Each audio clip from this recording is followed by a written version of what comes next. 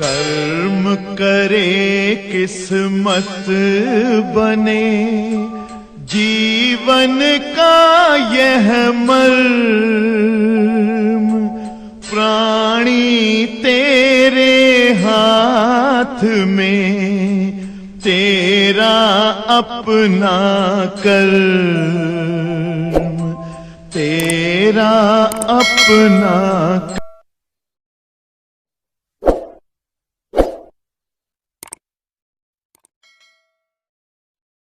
हाँ प्यारे बच्चों, जैसा कि आपने देखा था कि कल की क्लास में हमने आपको एक्सप्लेन किया था।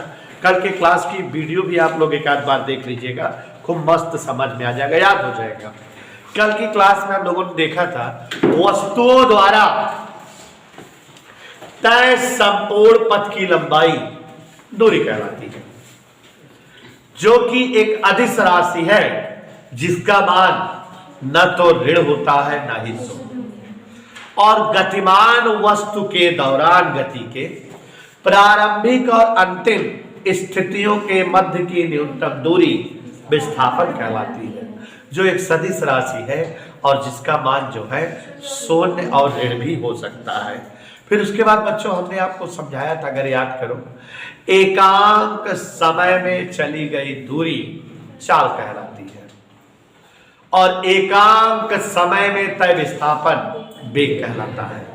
और बच्चों ये भी बताए थे कि चाल बराबर दूरी बटे समय, वेग बराबर विस्थापन बटे समय अंतराल। वेग कितने होते हैं? दो, प्रारंभिक वेग और प्रारंभिक वेग को किससे लिखा जाता है और अंतिम वेग को? तो अगर जो है आपको याद हो तो हमने एक्सप्लेन किया था ही, आप फिर भी समझो। अगर हम मान लें कि कोई एक वस्तु है, माना एक वस्तु, इधर देखो जरा, ऐसा बेटा क्या है, यहां पर गति करना शुरू की है, माने चल रही है, तो किसी न किसी वेग से चल रही होगी ना। वो वेग कौन सा वेग होगा? प्रारंभिक वेग। माना एक गतिमान वस्तु प्रारंभिक वेग, ध्यान से सुनिएगा, प्रारंभिक वेग यूं से गतिमान है। सभी लोग ध्यान देना, कोई एक गतिमान वस्तु है, प्रारंभिक वेग किससे गतिमान है? यू से गतिमान है, चल रही है चल रही है चल रही है। कुछ देर बाद या तो वो तेज चलने लगेगी या धीमे धीमे चलने लगेगी, वेग बदल जाएगा ना। जो बाद में वेग हो जाएगा उसे क्या कहेंगे? कुछ देर बाद होगा ना, 30 सेकंड बाद। कितनी देर बाद बेटा? वस्तु का वेग v हो जाता है। कितना हो जाता है? इतने समय में वस्तु कोई दूरी तय करेगी, वस्तु द्वारा तय दूरी मान लेते हैं यश है। यहां तक किसी कोई दिक्कत? हमारे पास बेटा एक वस्तु है, किस वेग से चल रही है? कितनी देर बाद वेग बदला? कितना वेग हो गया? और इतने समय में वस्तु ने कितनी दूरी चली? अब सोचो और समझो और आपको बताना है। जैसे बेटा हम 10 मीटर पर सेकंड के वेग से जा रहे थे, कुछ देर बाद वेग मेरा 18 हो गया, 18 मीटर पर सेकंड, तेज चलने लगे ना। वेग में बदलाव हो गया कि नहीं? वेग परिवर्तन हो गया। कितना वेग परिवर्तन हुआ? 8। कैसे पता किए? 18 में से 10 घटा दिए कि नहीं? अस्मित यादव खड़े हो गए, बताओ वो वस्तु किस वेग से चल रही है? यूं वेग से। कितनी देर बाद वेग बदला? 30 सेकंड बाद। कितना हो गया वेग? यस, v हो गया। तो वेग में परिवर्तन आप बताओ, कितना वेग परिवर्तन हुआ? नहीं बता पाएंगे। पहले आप 10 मीटर पर सेकंड की स्पीड से चल रहे थे, 30 सेकंड बाद आपका वेग 18 मीटर पर सेकंड हो गया। मैंने पूछा वेग में कितना परिवर्तन हुआ, आपने 18 में से 10 घटा दिया, 8 बता दिया। तो ऐसे यहां वस्तु u वेग से चल रही है, 30 सेकंड बाद उसका वेग v हो गया, तो कितना वेग परिवर्तन हुआ? v minus.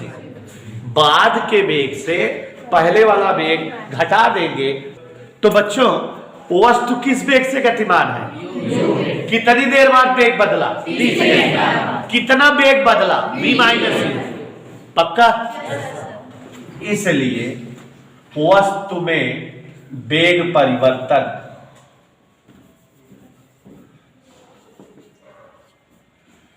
सभी लोग ध्यान दे रहे हो बेटा? वेग परिवर्तन क्या हो जाएगा? कितनी देर में भवाई? तो 1 सेकंड में कितना हो? 30 भाग देंगे। और आपको कल परिभाषा बताए थे, एकांक समय में हुआ वेग परिवर्तन त्वरण कहलाता है, या वेग परिवर्तन की दर त्वरण कहलाती है। कल बताए थे ना? अतः वस्तु पर आरोपित ऐसा बेटा त्वरण ए बराबर परिभाषा क्या होती है? एकांक समय में हुआ वेग परिवर्तन। असली बेटा यही होता है, एकांक समय में हुआ वेग परिवर्तन त्वरण कहलाता है। 30 सेकंड में वेग परिवर्तन v माइनस यू, तो एकांक समय में क्या हो जाए? वैसे ज्यादा वेग परिवर्तन बचे समय अंतराल, यह तो त्वरण होता है। ठीक है, मान आधा हमारा बड़ा मन कहा था तिरछा गुणा कह दी, तो b माइनस यू 91, a और t का गुणा यूं उधर ढकेल दे तो v बराबर। और प्यारे बच्चों, इसे गति का प्रथम समीकरण कहा जाता है। क्या कहा जाता है?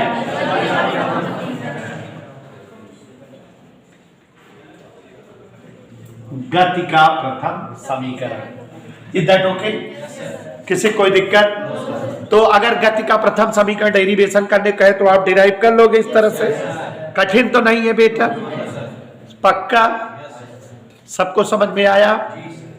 और आगे देखो, वस्तु किस वेग से चल रही थी? बाद में वेग कितना हो गया? कई वेग है वस्तु में? औसत वेग निकाल ली। औसत निकालने का तरीका क्या होता है? जैठी रहा जोड़ के दैठी रहा तेज भाग दे। जैसे भाई इतना का डेला कहीं औसत वजन बताओ सबके, तो सबके वजन जोड़ दी और जय जने है तैसे भाग दी, तो औसत वजन आ जाएगी ना। तो वैसे वस्तु का औसत वेग क्या निकाले होंगे? वस्तु का औसत वेग माने एवरेज वेलोसिटी। तो एक वेग u है, एक वेग v है, दोनों जोड़ के दूसरे भाग औसत वेग आएंगे। चाहे औसत चाल कहा, चाहे औसत वेग कहा। ठीक है? अब अगर हम कहीं विस्थापन बतावा तो आप लोग परिभाषा पढ़े हो, वेग बराबर विस्थापन बटे समय अंतराल, या विस्थापन बराबर वेग गुणे समय अंतराल। अतः वस्तु का विस्थापन बराबर क्या होगा? वेग गुणे समय अंतराल। यही सूत्र होता है कि नहीं? नहीं होता? वेग बराबर विस्थापन बटे समय अंतराल, तो विस्थापन बराबर वेग गुणे समझ में है? और आगे देखो, विस्थापन या दूरी वस्तु ने कितना तय की है? वेग कितना आया है? u प्लस b बटा समय अंतराल कितना है? समझ में आया? चूंकि v का मान निकाले हो आप, क्या जहां भी है वहां क्या लिख सकते हैं हम? चलो रखो, s बराबर u प्लस क्या लिखा है? v बचा क्या लिख देंगे? बाहरी क्या है? पता है? तो s बराबर u और u प्लस 80 बाहरे ब्रैकेट तोड़ दे। चलो ब्रैकेट तोड़ा, 2u को गुणा कहना हो पहले p/2 में, ऐसे तो है। फिर जब ना 80 गुणा कहना हो 2 से 2 s बराबर, ये गति का कौन समीकरण है? गत के दूसरा समीकरण आ गया कि नहीं? नहीं नहीं, सब लोग बोलो हाँ सर आया। आया कि नहीं? समझ में आ गया? यही गति का द्वितीय समीकरणवा है। कोई असुविधा किसी को? समझ में आया? प्रूव कर सकते हो? कक्षा 9 में प्रूव भी किए हो आप। तो आपने देखा कि यहां से हमने प्रथम समीकरण लपेटा है, यहां से गति का द्वितीय समीकरण सिद्ध किया है और यहां से करने जा रहा हूं मैं भी। अब यहां पर समझ में आया था ना बेटा? देखो गति का पहला समीकरण क्या आया था? क्योंकि v बराबर क्या है बताओ? दोनों बच्चों को वर्क कर दे, मजा ले। क्या कर दे?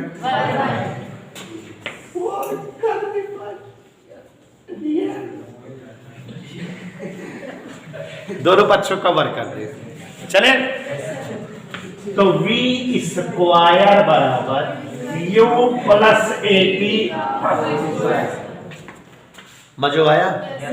आगे देखो, v स्क्वायर बराबर, यहां पर ध्यान दीजिएगा, a plus b whole square, तो होगा a square plus b square plus 2ab। नहीं समझे? फिर से देखो, a square plus b square plus 2ab, ये तो है हमारा बड़ा मन चाहता है, जानता है का मैं दोनों में दो ही बहरे लाइने जबरदस्ती ना तब मना और ए बहरे लाइने। अब भाई जान जाएगा क्या है का बल्ले देखा यहाँ दो जी करके यहाँ से सारगढ़ का क्या बचा? यूटी बचा ना बचा प्लस क्या दो कामल एक माने क्या हाफ हो गया, ए स्क्वायर से एक के निकल गया तो ए बचा, टी स्क्वायर बचा यहाँ। समझ गया काहे नहीं? सेटलमेंट करे बिना। ओम नमो भगवते वासुदेवाय। इसका बाद बोलो, रख दो। गत का कैसा समीकरण आ गया? तो प्यारे साथियों, ये इस तरह से गत के कुल कितने इक्वेशन सत्यापित हो गए हमारे पास? 3। और गत के ये जो तीनों समीकरण सिद्ध हो गए हैं, ये समीकरण साधारण विधि से सिद्ध किए हैं। साधारण विधि का मतलब है कक्षा 9 वाली विधि। तो ये 9th क्लास में आपने इस तरह से गत के समीकरण को डिराइव करना पड़ा था। हम लोग जो है गत के समीकरण को 2 और विधियों से डिराइव करेंगे, ग्राफ विधि द्वारा और जो है कलन विधि द्वारा, माने इंटीग्रेशन और डिफरेंशिएशन के द्वारा। ठीक है, तो कठिन भी रहेगा वो। तो यहाँ एक बार जो है हम ऐसा करें सर, इसको फिर बता दीजिए। v बराबर u प्लस, ये गत का पहला समीकरण है बच्चों, दोनों तरफ वर्क कर दिए। ओम रियाय नमः v square u plus at whole square, तो u square plus a square t square plus 2ab, a square plus 2ab plus b square. इन्हें दोनों दो ये कामन ले, ये जब ई सेट हो जाए ut plus half at square. बच्चों एक दिन गत के कौन समीकरण आ गया? समझ में आया सबको? यही गत का